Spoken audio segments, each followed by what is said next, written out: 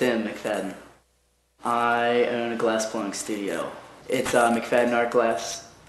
It's a custom glassblowing studio. Right now I'm the only employee, and my dad comes down and assists. I taught him how to blow glass about a year ago, just enough that he could assist me with my work. I started blowing glass just to fill electives, just for fun. I was a business major.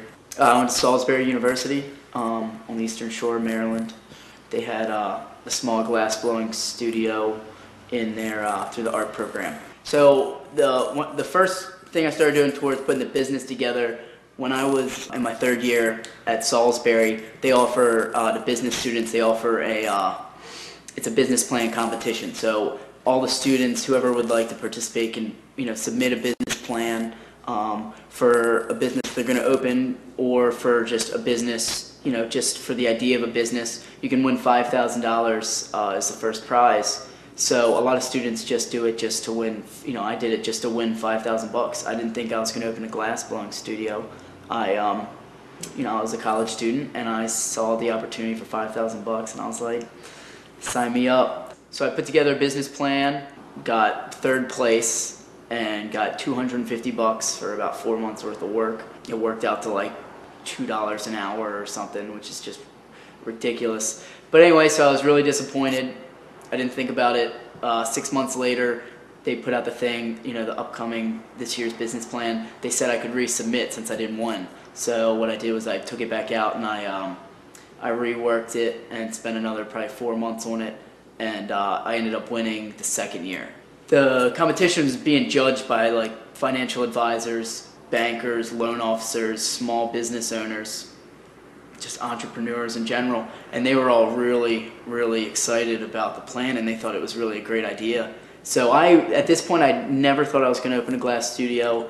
I just won $5,000, and I thought that was cool, and that was probably about it. These guys were really kind of like, pat me on the back and saying that it really sounded, it might be something to pursue. So that's when I started to do some of the legwork towards finding out how much it would be for a property, find out where I would get the equipment, just all the little stuff. So I took that initial business plan, actually ended up being the first step towards starting the business. I used that plan, I actually gave that to Mercantile.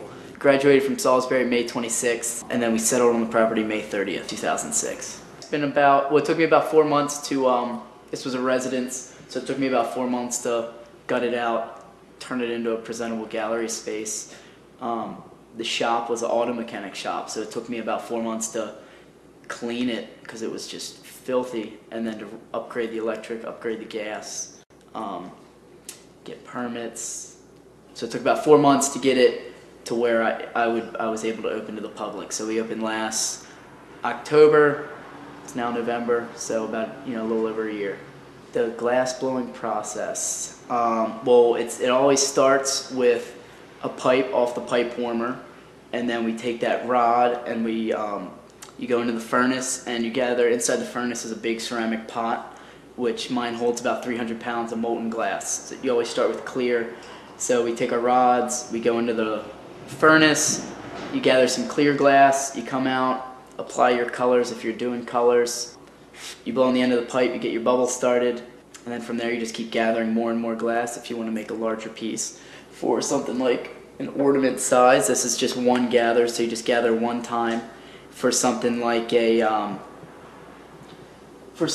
one of these guys, the bigger ones in the back, it would probably be more like 4 times dipping it in the glass. But once you have the right amount of glass on there, then we just do some cooling, do some shaping. You usually have an assistant doing some blowing, and give or take, it could take 5 minutes to make something. It could take 5 hours to make something.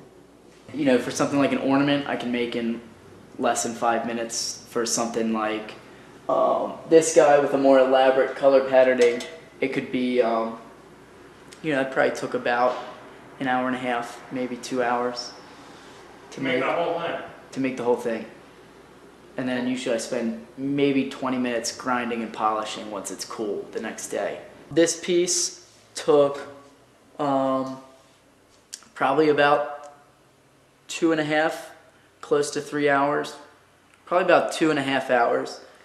And then over here. Took about, this probably took about three hours, maybe 3.5 hours as well. So those are probably the two longest things I'd made up until that one, but it's not finished yet. So I'll show it to you next time we're filming. Where do I get my ideas from? From everywhere. Most of my ideas come from non-glass objects. A lot of times, a lot of stuff I do is based on stuff, stuff that just has an interesting color pattern, interesting shape, but rarely do I see glass and then I think of a lot of the stuff that I make comes from, various materials, whether it's stuff I see when, I'm riding down the street or, hanging out wherever. I'll see either shapes or colors that'll, for some reason, like I was before the last party we had, I made a giant bumblebee. I had seen the commercials on TV for the bee movie that's coming out. And but I just saw the back end of the bee, the color, the swirl to the tail of the bee going into the point, and for some reason it just made me think of glass. So that's what really made me want to try to make a bee. But it's the most of my inspiration comes just from non-glass objects. My favorite glass piece. Well, there's an artist named Lino Tagliapietro, which I really admire his work, and that's where I get a lot of inspiration for my stuff. His stuff is just out of this world. It's really sharp and it's really clean. So that's probably my favorite. My favorite art is my favorite glass art is done by Lino. The second I started paying a mortgage and turned that furnace on, I'm you're in it to win it or lose it, hopefully win it. But every day I wake up and I just try to figure out how to keep it alive.